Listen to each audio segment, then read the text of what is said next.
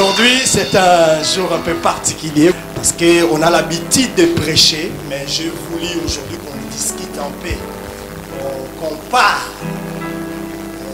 On est trop rentré dans cette religion qui existe par les émotions, par des sentiments, mais qui n'est pas productif. Et nous tournons en rond.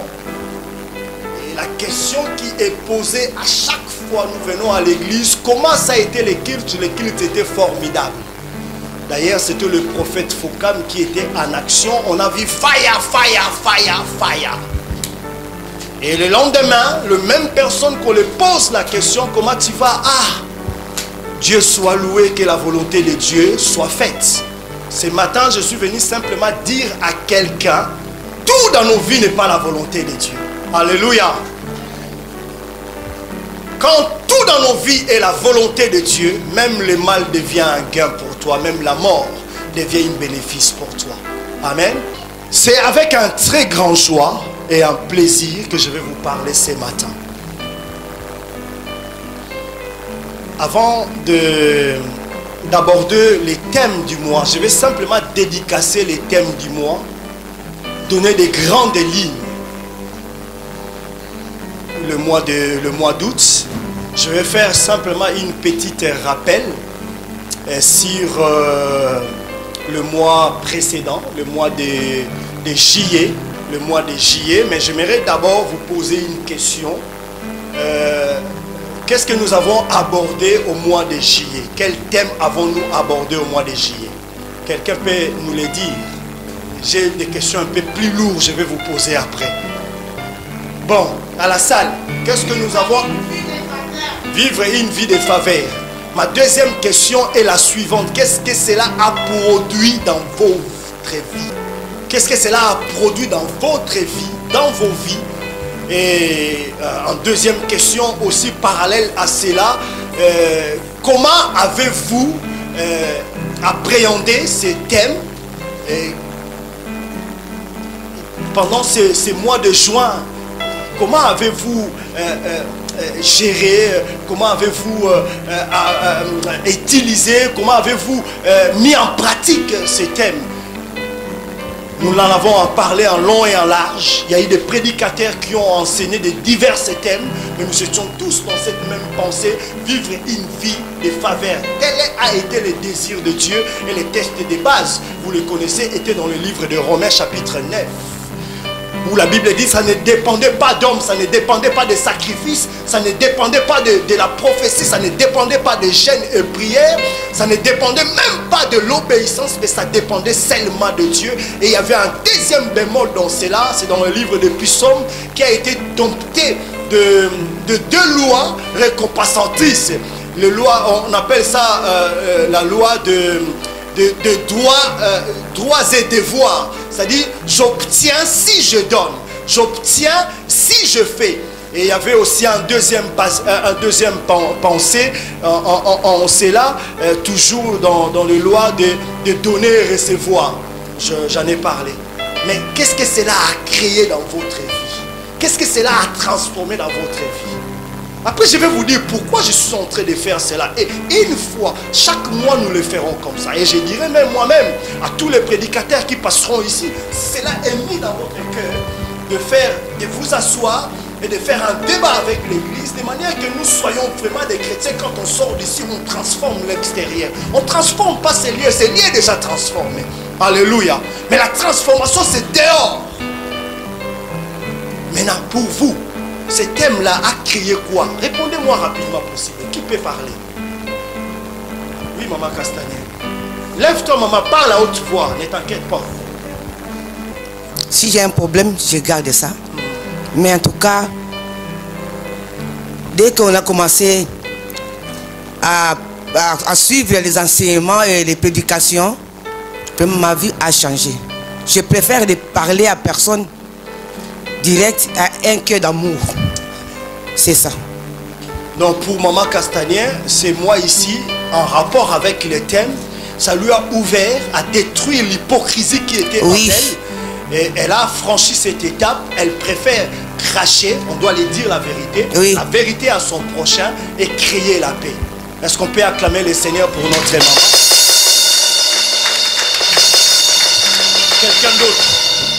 Quelqu'un d'autre peut parler? Rachel, tu peux parler.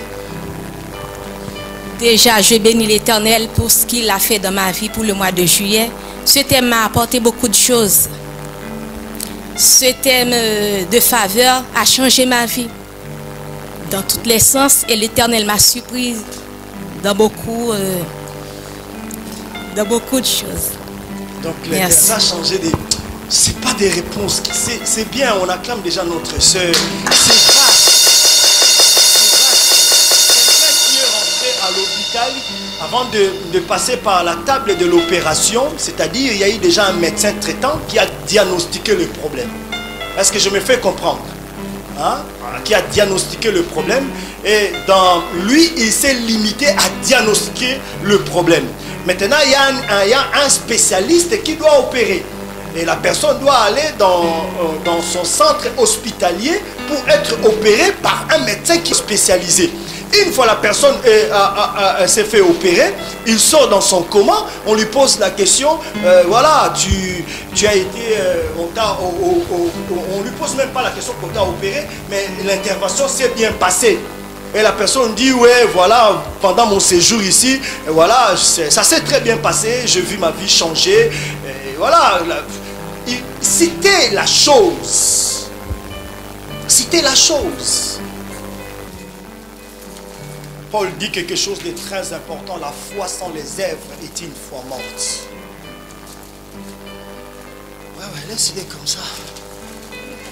Prends-moi encore un autre pack là. Un pack, ouvrez-les, mets-les là. L'illustration que je vais faire, je vais le représenter en deux volets. Clôturer cet mois de faveur et en même temps rentrer dans le mois de la famille. Amen. Bon, papa Inago, toi tu es un peu plus fort. Papa Fokam, il est Dieu. Je ne dis pas que c'est un Dieu. On donne juste un exemple. Hein? Ce n'est pas un Dieu, c'est un serviteur de Dieu. C'est un Dieu qui a à ses pieds tout ce dont le gaillard, viens le gaillard de l'église. Vous avez vu, il est costaud. Mets-toi là, regarde le peuple. Hein, ça représente nos vies. Hein, c'est un pasteur de l'église. Ça représente pas seulement nos vies, mais ça représente nos vies et ses besoins. Le besoin qui sont ici, là, la réponse est au pied de Dieu.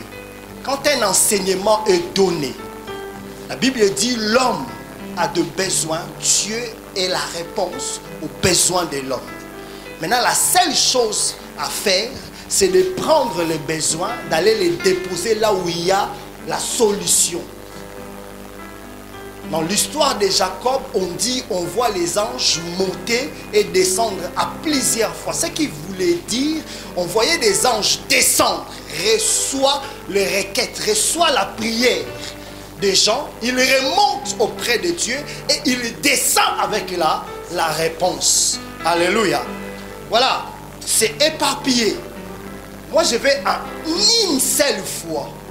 Hein, en une seule fois, mettez-moi un chrono.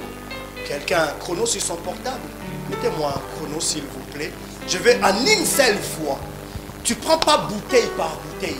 Mais en une seule fois, prends-moi toutes ces bouteilles, va les déposer au pied de l'exorcement et reprends-les, tu déposes et tu les reprends, tu les ramènes afin que le peuple se réjouisse. Tu es le berger de cette église, c'est ta responsabilité. Nous savons, vous devez savoir une chose qui est très importante. Nous sommes en train de jouer inutilement parce que nous ne voulons pas comprendre ce que Dieu attend de nous. Est-ce que quelqu'un comprend? Il y a des choses dans notre époque aujourd'hui dont Dieu seul donne à son peuple. Mais il y a des choses, Dieu ne vous les donnera pas. Vous devez seulement l'obtenir par votre pasteur, ou par votre frère, ou par votre voisin. Et si vous échappez de cela, vous créez un problème, un conflit, ou une incompréhension. envers votre pasteur, envers votre église, envers votre voisin, vous payerez vous-même les prix. Alléluia. Vous avez mis le chrono? Top 0. Prends le tout ensemble. Hein. Prends le tout ensemble. Je ne sais pas comment il va faire. Non, prends-les à la main. Prends-les à la main. Prends-les à la main. À la main, prends-les à la main. Ni une seule fois. Prends-moi tous les bouteilles. Oui, tu prends une seule fois. Tu les déposes. À la main. Ça, moi, je n'étais pas demandé ta poitrine. Oui, prends-les à la main. Prends-les à la main.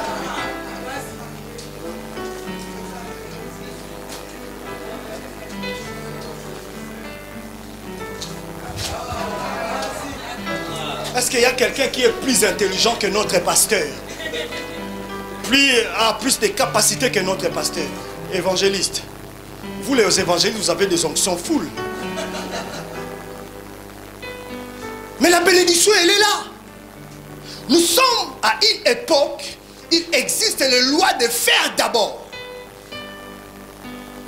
Fais les premières pas, je reviendrai vers toi. Je suis devant la porte. La soupe a été déjà préparée, je frappe. Je peux ouvrir et rentrer, mais je frappe. Si tu ouvres, je rentre. Si tu n'ouvres pas, je ne rentrerai pas. Jusqu'à présent, vous n'avez pas encore prié. La bénédiction est là. Priez et demandez, afin que je puisse vous exaucer. Ça dépend d'abord de vos efforts. Ça dépend d'abord de votre compréhension. Parce que nous pouvons continuer à enseigner ici. Les mercredis, vous n'êtes pas là. On enseigne cela le mercredi. La plupart des personnes qui nous créent des problèmes à l'église, ce sont des personnes qui n'ont pas l'enseignement. Ils viennent les dimanches. Aïe, aïe, aïe, je suis bon, rouge à lèvres. Make-up. Bien sapé. Aujourd'hui, ils vont sentir. Dès qu'ils sortent d'ici, ils sont bien capables. Nous l'avons vu dans notre propre église. Dès qu'ils sortent ici, ils sont en train de se battre là-bas. Nous ne sommes pas des spectacles où nous allons dans une salle de ciné pour admirer un film, un acteur, adorer un cinéaste qui a produit les avatars. Non, nous sommes dans un champ de la réception. Alléluia. Nous sommes dans un lieu d'exaucement. Venez à moi, vous tous qui êtes chargés et fatigués, je vous donnerai du repos. Comment nous venons avec nos poids auprès de la personne qui est capable de nous donner le repos et nous retournons avec. En deuxième des choses, prends l'autre pack. Il est fermé. Alléluia. Il est affermi. Pose-les là. Elle représente l'église avec ses besoins. Un thème a été donné. Le besoin augmente en rapport avec ce qui a été donné. Combien il y en a, combien c'est nombreux. Je ne dis pas que l'église ne doit pas souffrir. Alléluia. Je ne dis pas que nous devons jamais traverser des moments durs et difficiles. C'est dans les épreuves que Dieu nous honore et Dieu nous élève souvent. Mais ce n'est pas normal. 10 ans. Ça fait combien d'années tu as accepté Jésus-Christ et tu es en train toujours de prier, de se lamenter, et gailler, et moi. Dans ta bouche, il n'existe jamais un temps d'adoration. Tu n'as jamais gêné pour que l'état de ton âme soit béni. Tu n'as jamais rentré à la retraite pour que ton intimité avec Dieu atteigne sa perfection. Tu n'as jamais bâti l'autel juste pour le plaisir. Tu n'as jamais donné la dîme juste par amour, mais toujours par intérêt. Ce n'est j'ai bâti l'autel parce que mon mariage est bloqué. Qui te dit que ton mariage est bloqué? Nous avons chassé des démons qui n'existaient pas. Les prévenez qu'on vous fait la délivrance aujourd'hui. Demain vous revenez rebellote encore fait la délivrance. Jusqu'à ce que on est devenu le prostitué spirituel. Non, le prophète Fokam, ces jours ici, il a pris la prophétie. On appelle l'autre prophète à Bamako. À Bamako, ces jours ici, ça ne marche pas. Tu es à la recherche de qui et de quoi. Maintenant, un thème a été donné. Le pasteur de l'église a compris les besoins. Ça fait un mois qu'on en parle. Chaque Jésus, j'en reçois. Parfois, quand la personne sort, je dis, Seigneur, où est-ce que je suis en train d'échouer? pas les déposer au pied. Avec des doigts. Dépose. Récupère. Ramène. Dans son palais, tout s'écrit. Les peuples crient. Parce qu'ils ont reçu la faveur de Dieu. On peut arranger ça, tu peux aller t'asseoir. Maintenant, je vais parler un peu. Il y a un très grave problème au milieu de nous dites chrétiens. Amen. La Bible nous dit dans le livre de Osée, chapitre 4, le verset 6. Je vais lire la parole de Dieu. Osée, chapitre 4, le verset 6. Le peuple est détruit parce qu'il lui manque de la connaissance. Il va encore un peu plus loin, il dit, puisque tu as rejeté la connaissance, je te rejetterai aussi. À chaque fois, nous sommes en train de prêcher dans ces lieux. Nous ne prêchons pas dans le vide, mais nous prêchons les hommes. Dont les hommes qui ont besoin de recevoir quelque chose auprès de Dieu. Mais si nous les recevons seulement par plaisir de le recevoir, nous sommes en train de refuser la connaissance. Quand on reçoit quelque chose, on analyse. Une fois analysé, on pioche ce qui est bien, on pioche ce qui est favorable, on pioche ce qui est utile. On les magasine à l'intérieur de lui. La parole de Dieu dit, toute écriture est inspirée de Dieu pour faire quoi? 1. Le prédicateur, toute écriture est inspirée de Dieu pour faire quoi? Alléluia. Hein? La première des choses, hein? Instruire. La deuxième des choses, on ne peut pas instruire quelqu'un qui est déjà instruit. On ajoute la connaissance qui existe. C'est-à-dire, on instruit quelqu'un qui n'a rien. Pour aiguiser.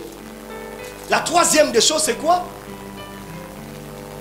Toute écriture est inspirée de Dieu pour... Oh là là là là là là là. Il faut que je vous donne les versets bibliques. C'est ce que je suis en train de vous dire. Écoutez, le diable s'est représenté devant Jésus. Il lui a dit, il lui a dit quoi? Quand le diable se présente dans ta porte, il te dit qu'il est écrit. Mais il y a eu une grande différence entre il est écrit de Jésus et il est écrit du diable. Tout ce que le diable disait, c'était pas faux, c'était vrai. C'est écrit. Je ne vais pas aborder cela parce que nous n'avons pas le temps. Mais la seule différence entre les deux, il y avait la notion de la connaissance dans celui de Jésus et il y avait la notion de tenter dans celui du diable. Il y avait la notion de souhaiter l'échec.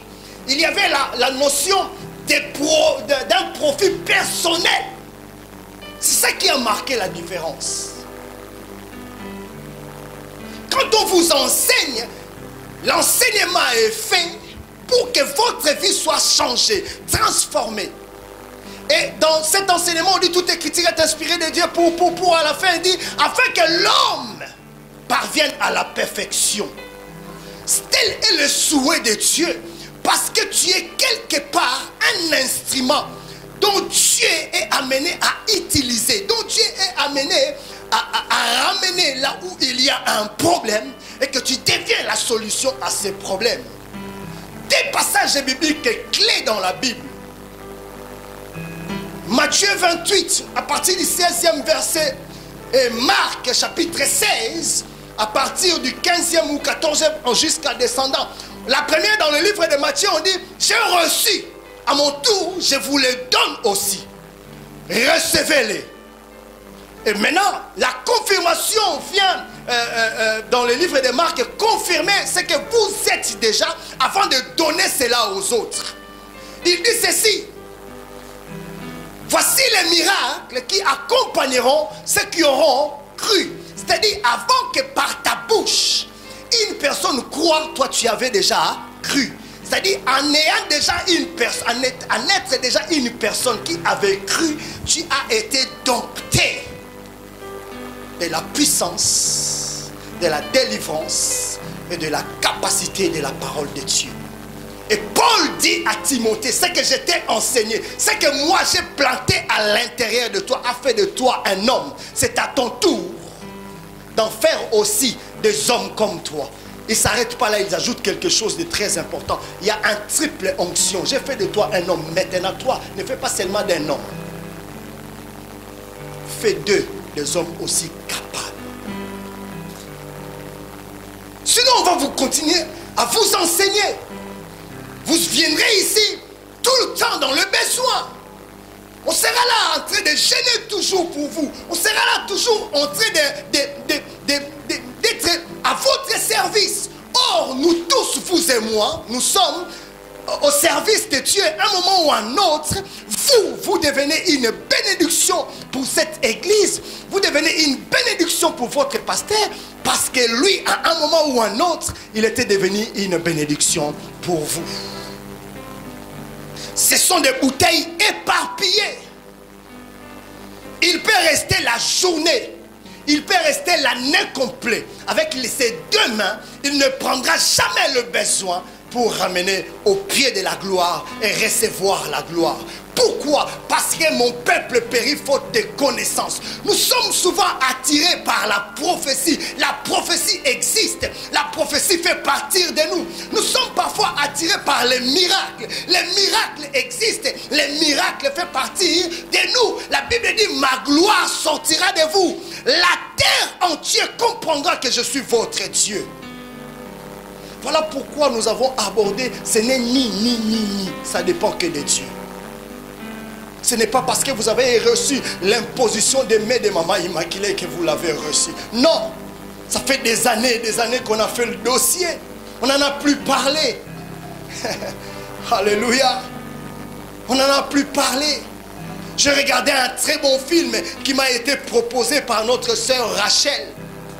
C'était quoi celui de Dieu là. Hein?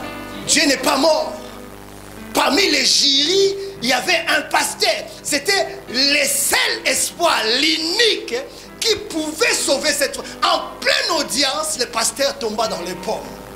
L'avocat adverse dit, c'était l'unique personne qui pouvait les défendre. Quand Dieu s'élève dans ta vie, en rapport avec le thème qu'on en a parlé, personne d'autre peut s'élever. Peu importe l'état de ton âme. Vous comprenez? C'est très important. Tu prendras combien de temps à rassembler? Parce que le nombre de personnes représente aussi le nombre de tes soucis. Tu prendras combien de temps à rassembler tout cela pour ramener au pied de l'exorcisme? On ne donne pas un thème pour le plaisir de le donner. C'est un thème qui a été nourri dans les secrets. C'est un thème qui a été travaillé sur le plan spirituel. Et l'autorisation a été donnée selon les besoins de l'Église. Si le pasteur continue à être un besoin, à être une bénédiction pour vous, quand est-ce que vous serez une bénédiction pour le pasteur? Il faut qu'arriver à un moment ou à un autre, le ministère s'assoit, s'occupe de l'évangile, travaille pour les besoins de l'église, ramène l'église de prospérité en prospérité, de gloire en gloire. Il faut qu'on arrive à un moment, les gens du dehors regardent et disent en eux-mêmes, qu'est-ce qui se passe là-bas? Quand ils ne reçoivent pas la réponse, ils rentrent ici, ils trouvent. Réellement ici, il y a le mariage. Alléluia. Réellement ici, il y a la guérison. Réellement ici, il n'y a pas de place pour les démons. Réellement ici, il y a l'évangile qui change et qui transforme les gens. Ça fait combien d'années tu as été déjà baptisé? Ça fait combien d'années tu fréquentes un pasteur? Ça fait combien d'années tu fréquentes une église? Qu'est-ce qui a changé dans ta vie? Qu'est-ce qui est transformé dans ta vie? Combien de personnes tu as déjà attiré? Parce que tu as été sauvé pour sauver. Combien de personnes tu es égoïste? Tu sais pourquoi tu n'arrives pas à faire cela? Parce que tu n'as pas la connaissance. Tu as la connaissance des émotions. Papa Fortuné nous a parlé de nini. J'ai entendu cela. Je vais au marché là-bas, votre terrain là-bas. Maman, toi tu... Oh papa, je sais que tu as parlé de nini. Mais tu t'es arrêté seulement de nini.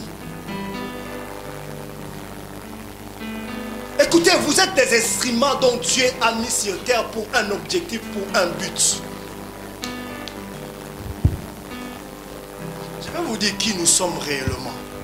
Quand nous sommes devant Ézéchiel chapitre 33, quand nous sommes devant vous, nous ne sommes pas seulement des personnes que Dieu a fait grâce. Ézéchiel 33, premier verset à 9. Papa Évariste, va doucement dans la douceur. Ézéchiel chapitre 33 du 1er au 9e verset, j'ai lu la parole de Dieu. Écoutez-nous, le Seigneur a établi au milieu de vous pour quel but et pourquoi. Cela n'est pas lié seulement dans le péché, mais dans toutes les réalités de la vie. La parole de l'Éternel me fut adressée en ces mots. Fils de l'homme, parle aux enfants de ton peuple et dis-leur, lorsque je fais venir l'épée sur un pays et que le peuple du pays prend dans son sein un homme et l'établit comme sentinelle. Alléluia. On continue. Première des choses, je suis en train de prévenir. Ça pas seulement l'épée, mais prenons-les dans la généralité. Dieu dira, pourquoi cacherai-je à mon serviteur ce qui va arriver? Et à ne jamais oublier, Lot et sa famille n'ont pas été sauvés parce qu'ils ont reçu la révélation, parce que quelqu'un a été mis quelque part. On lui a donné un nom, a reçu la révélation et par lui, une famille a été sauvée. Continue.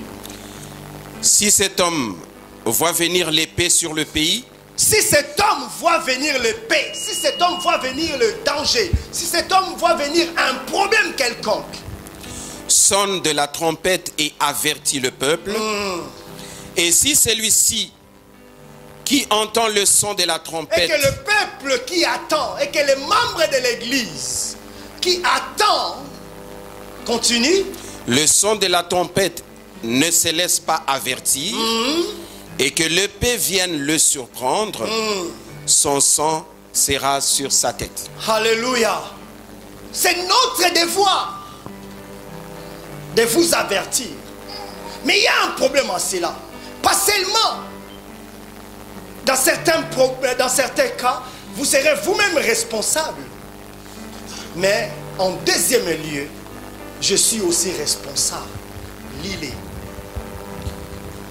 Il a entendu le son de la trompette et il ne s'est pas laissé avertir. Continue. Son sang sera sur lui. S'il se laisse avertir, il sauvera son âme. Continue. Si la sentinelle voit venir l'épée et ne sonne pas de la trompette, si le peuple n'est pas averti et que l'épée vienne enlever quelqu'un la vie, celui-ci périra à cause de son iniquité, mais je redemanderai son sang à la sentinelle. À qui? Dans d'autres termes, on appelle la sentinelle, elle est nommée comme un ministère à l'église. Nous avons 5 ministères à l'église. Alléluia. Dans ma traduction, on dit c'est un guetteur. Hein? C'est un guetteur, c'est un observateur. Il est dans un montagne, dans un sommet, il est assis.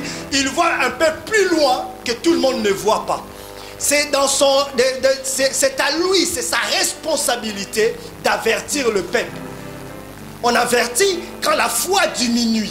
On dit attention, on donne un thème, la sanctification. Pendant cette période, quand on donne la sanctification, on sait très bien que tout être humain qui s'éloigne du péché a la faveur de Dieu. Automatiquement.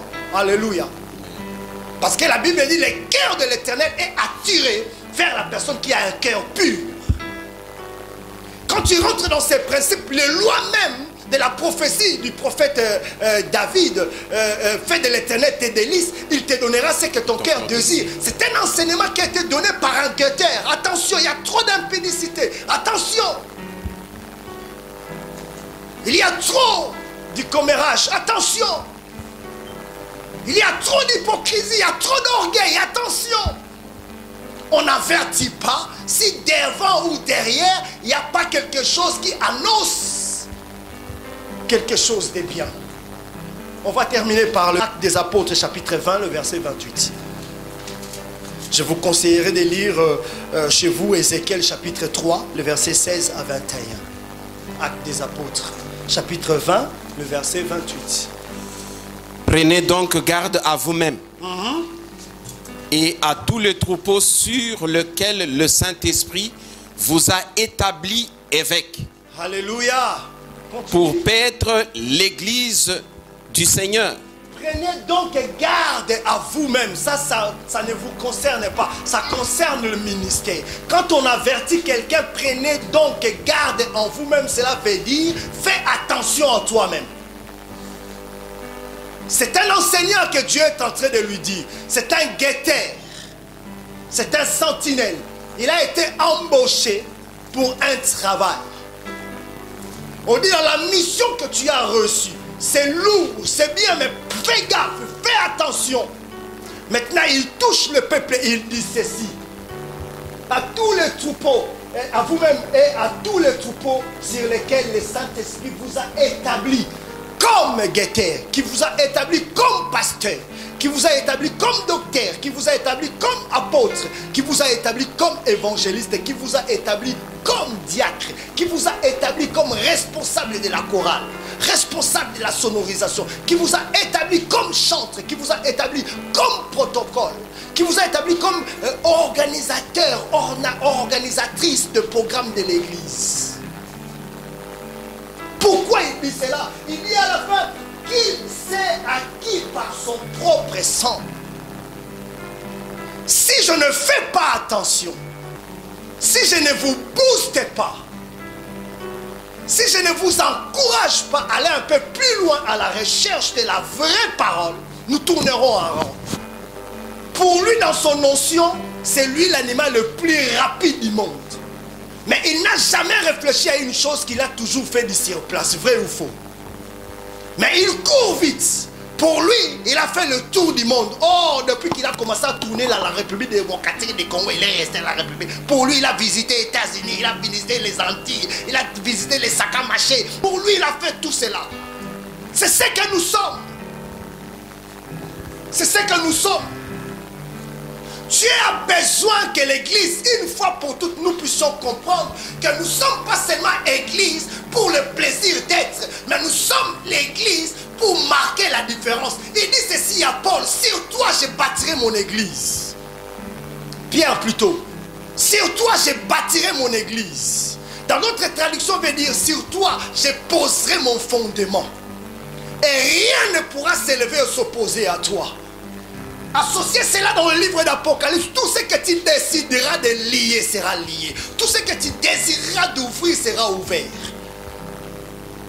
Combien de problèmes non résolus nous avons dans nos cités, dans nos familles? Combien de problèmes non résolus nous avons dans nos entreprises? Et tu es là, tu dis, c'est pas grave que le nom de l'Éternel soit loué. Quel nom de l'Éternel est loué toujours dans le souci, est loué toujours dans le problème, malgré les temps d'attente qui a tiré même la mort, la honte de la famille qui avait la connaissance de Jésus. À l'arrivée de Jésus, Jésus leur dira: n'avez-vous pas dit, si quelqu'un croit en moi ne mourra jamais? Ne t'ai-je pas dit, si tu crois, tu verras la gloire de Dieu? Alléluia. Amen. Jésus n'est pas là aujourd'hui, mais il a dit: je suis avec vous. Qui a reçu le pouvoir de réveiller Lazare? Qui a reçu le pouvoir? N'est-ce pas toi, ma soeur? Alléluia. N'est-ce pas toi, la sœur Fabienne? N'est-ce pas toi, Rachel? Tu as reçu le pouvoir. Mais pourquoi tu ne le mets pas en pratique? Parce que mon peuple périt faute de connaissances. Ça fait très longtemps que nous avons couru sur les inutiles. Et cela n'a rien produit dans nos vies. Il est maintenant très important. Nous puissions comprendre une chose. Ce ne sont pas les inutiles qui font la distinction, la différence dans nos vies. Mais ce sont des choses utiles qui font la distinction et la différence dans nos vies. Il est temps que nous cessions de dire aux gens du dehors, nous sommes chrétiens. Mais il est temps que les gens du dehors nous observent et disent réellement. Alléluia. Amen. La Bible dit Paul. Là, je vais aborder directement à la fin pour finir. Paul et Silas, mais en dehors de cela, on dit, ils en ont tellement parlé de Dieu. Ils en ont tellement annoncé l'évangile. Au point où les hommes disent, nous avons de Dieu parmi nous. Et Paul et ses compagnons s'élevaient et disaient, frères, sœurs, ne nous adorez pas. Nous ne sommes pas de Dieu. Nous sommes des êtres comme vous. Quand la société a un problème, Dieu est la réponse à la société. Alléluia. Amen. Quand l'immeuble a un problème, Dieu est la réponse aux gars ou à des personnes qui habitent ton immeuble. Quand ta société est en train de tomber en faillite. Oh! Ne soyez pas étonnés. Ne soyez pas étonnés. Si demain vous me voyez transformé. J'ai commencé à comprendre autrement les choses de Dieu. Je ne travaillais pas comme un ouvrier qui ne mérite pas son salaire. Je suis un ouvrier qui mérite son salaire. Amen. Dieu lui-même dit, si le monde ne vous paye pas, moi je vous payerai. Amen. Il dit aux enfants d'Israël, posez-vous la question, allez-y même au plus fond de vos enfants, posez-leur la question, en qui suis-je redevable, que je lui paye la dette. Dieu n'est redevable à personne. Nous ne recevons pas parce que nous restons dans notre petitesse, à l'évangile de tous les jours. La même chose qu'on vous parle aujourd'hui, le mercredi même, on peut vous poser la question, on dit, ah, laisse-moi me souvenir encore. D'ailleurs, quand vous venez avec des papiers comme ça, vous écrivez. Combien ont des cahiers? La Bible dit, les chrétiens de Béret, une fois qu'ils ont entendu, retourner à la maison, ils réalisaient, et cela produisait. Et l'acte des apôtres dit quelque chose de très important. L'église réussissait à l'église et l'église réussissait dans leur maison. C'est-à-dire, vous prenez l'église, vous ramenez l'église dans votre maison. Sentez-vous la gloire qui est ici, qui a été ici ce matin, et que vous prenez cette gloire-là, vous les ramenez dans votre maison. Vous voyez, ça fait du bien. Alléluia. Ça fait du bien. Mon peuple périt faute de connaissance. La Bible dit, mon peuple périt faute de connaissance. Traduit littéralement, cela veut dire, mon peuple refuse de recevoir. Mon peuple abandonne eux-mêmes. Mon peuple s'en détourne eux-mêmes. Le temps est arrivé dont les chrétiens doivent s'élever, comme dans le test de base de notre thème, la famille chrétienne. Actes des apôtres chapitre 16, le verset 31. La Bible dit Paul et Silas étaient en prison. Paul venait peut-être de Bamako. Silas venait peut-être de Haïti, des langues différentes. Malmenés par les hommes à cause de la bonne nouvelle, à cause de l'évangile de Jésus-Christ. Mais avant cela, vous savez qu'est-ce qui s'est passé? La Bible dit, ils ont tellement produit des miracles, au point où les sacrificateurs et les Sadducéens ont saisi Paul et Silas et d'autres apôtres. On leur ordonna de ne plus jamais parler de ce Jésus. Mais un des sacrificateurs a dit, si on les tue, les peuples ont vu cela. Nous ne pouvons pas leur faire du mal. Si ce n'est seulement de leur interdire de ne plus jamais. Yaya, parlons de Jésus avec ce que nous sommes en train d'apprendre et ce que nous avons reçu de ce Jésus-là. Un miracle dans ta vie peut attirer quelqu'un. Vous me comprenez? Jésus a compris cela. Il a dit quelque chose de très important. Ils sont venus nombreux aujourd'hui parce qu'hier ils ont mangé du pain. Ils étaient plus nombreux que le lendemain. N'avez-vous pas lu? La Bible dit l'onction attire. Et quand l'onction est permanente, la Bible dit les peuples sont stables. Quand l'onction est permanente, il y a une forme d'instabilité dans la société. Il y a une forme d'instabilité dans les CDI. Il n'y aura pas de relation entre toi et les sorciers. Tu n'auras pas à les chasser. Tu t'assieras, tu dis le diable prend la fuite. La Bible dit il n'y a pas de relation. Mais comment aujourd'hui il y a une relation? Parce que tu ne connais pas qui tu es. Pourquoi tu ne connais pas qui tu es? Parce que tu ne veux pas aller chercher la profondeur et la dimension de Dieu au moyen de ses écritures. Voilà pourquoi quand on prend, on n'arrive pas à ramener. Mais dans cette histoire, sur la famille, en un mot, en 4 mots, sur la famille, la première des choses, c'est aussi l'eau qui représente la famille. Mais ils sont éparpillés. D'abord la famille chrétienne. Maman Immaculée, papa dit qui amène sa vision. Rachel aussi amène sa vision. Papa Eva se met aussi debout, il ramène sa vision. Quelle vision avez-vous reçue? Paul dit quelque chose de très important. Soyons un, comme Christ a été avec nous. Le problème de papa dit qui est mon problème. Si tu viens chez moi pour faire le Congo ça, c'est-à-dire le songi comme on dit chez nous les Congolais, du commérage pour Rachel. Je te dis Yaya, c'est toi, je prends mon téléphone, je dis Rachel, maman a venu ici, il a dit toi tu es une sorcière. Si on va se battre là, tout de suite on règle les problèmes, tout de suite on les règle. Si tu n'es pas content, c'est que tu ne fais pas partie des nôtres. Jésus-Christ dit quelque chose de très important. J'ai perdu personne. Si ce n'est le fils de la perdition. Oh, dans mon ministère, je ne perdrai personne. J'ai pris même si tu es une fils de la perdition et que tu n'as pas été destiné, que tu puisses te repentir réellement. Alléluia. Le problème du prophète Fokam en est aussi mon problème. Quand on vient me parler de problème de papa Castanet, c'est mon problème. La famille est sacrée. Quand l'union règne dans la famille, comme Paul et Silas, la Bible dit l'union de Dieu. L'Esprit de Dieu était en accord avec eux. Il commença à chanter. La Bible dit le mur de prison trembla. Il faut que le mur de nos problèmes tremble.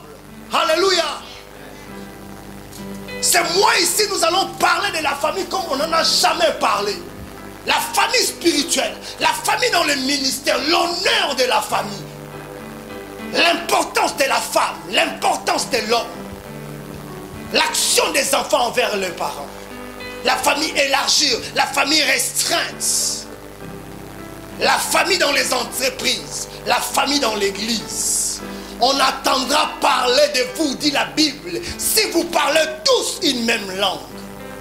Il est difficile de condamner un homme, même s'il a commis le mal à question, mais il est en accord avec son épouse. Déjà avant qu'on les juge tous les deux, ils se sont mis en accord. Nous allons dire ah. Si on vient te poser la question, qu'est-ce qui s'est passé? Ah. Est-ce que c'est toi qui as tué? Ah. On t'a mis dans d'autres salles pour que vous ayez. Oh, ils ont oublié avant qu'on vous sépare. Vous étiez déjà. Peu importe où on vous sépare, vous êtes toujours unis et en accord. On y va chez elle. On dit, ton mari a tué. Ah! Est-ce que tu avais vu? Ah! On va les innocenter parce que la loi dit c'est sous un témoin qu'on condamne quelqu'un. Nous avons de la valeur aux yeux de Dieu. Pendant ces thèmes, nous allons comprendre qu'est-ce qui s'est passé pour que le mur de prison tremble. Au point où un général, les gardiens de la prison, a dit quelque chose de très important. Ce qui se passe, je ne l'ai jamais vu. Ta famille est une entreprise. Vous devez monter de gloire en gloire. C'est moi ici. Nous allons faire de nos familles, nous allons faire de la famille de l'église, nous allons faire de nos ministères quelque chose qui marque de la distinction, qui marque de la différence. Au point où les gens vous poseront la question en disant qu'est-ce qui se passe. Vous ne leur direz rien, mais vous leur direz peut-être deux choses. Si ton Dieu est mort, essaye le Dieu de ma famille. Ils viendront. D'ailleurs, très bientôt, j'ai pris qu'on fasse sauter ces systèmes de 1 mètre. Il n'y aura plus de place. Parce que tu as compris quelle tâche, quelle responsabilité. La Bible dit, il tomba par terre. Il demanda l'aide. Je suis en train de prier. C'est moi ici, le moi de la famille chrétienne. Que les gens qui ont comploté des choses à ton ici, dans les secrets pour toi, qu'ils croisent ton Dieu dans le couloir.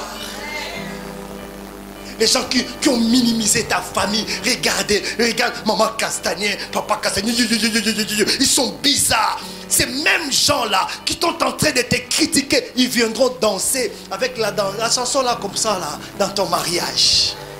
Ah, alléluia. On t'a déjà donné un nom, et combat, femme stérile. Ils viendront dire, oh il est beau le bébé, hein. La Bible dit, quand un homme comprend la vision, quand un homme s'attache à ce qui lui a été présenté. Vous savez, un seul défaut qui a permis aux enfants d'Israël de ne pas rentrer dans la terre promise, c'était de sortir à la vision que Dieu avait établie dans la vie de Moïse. Alléluia. Et il lui dira à la fin, sois sauvé, toi et ta famille. La Bible dit, il a été baptisé toute sa famille. Que Dieu vous bénisse.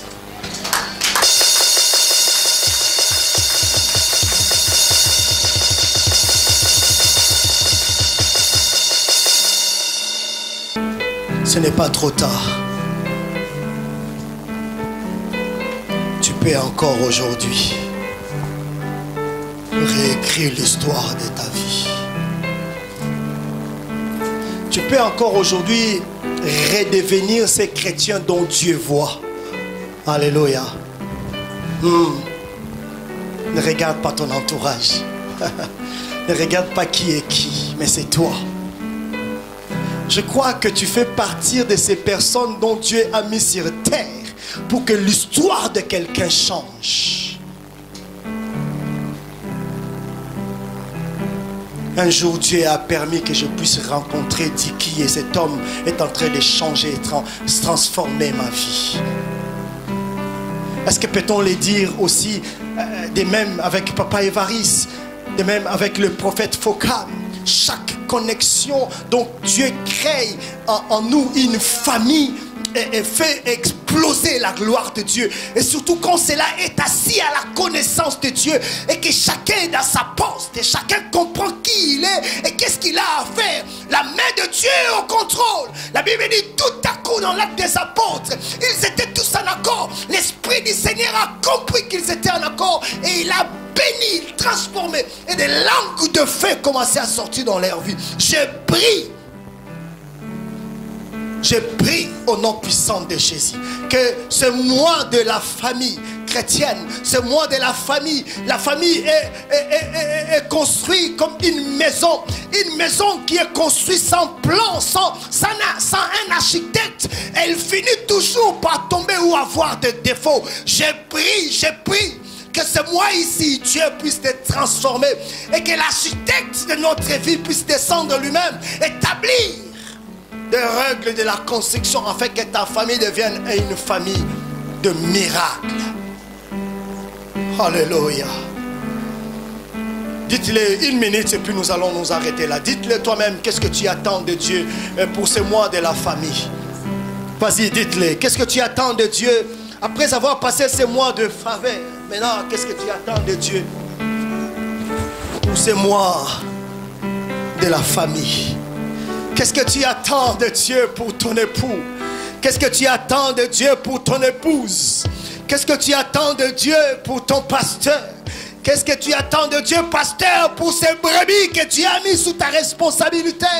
Qu'est-ce que tu attends de Dieu, toi, responsable du département, responsable? Qu'est-ce que tu attends de Dieu? La famille chrétienne est aujourd'hui transformée quand on a acquis, quand on comprend, quand on sait où on va.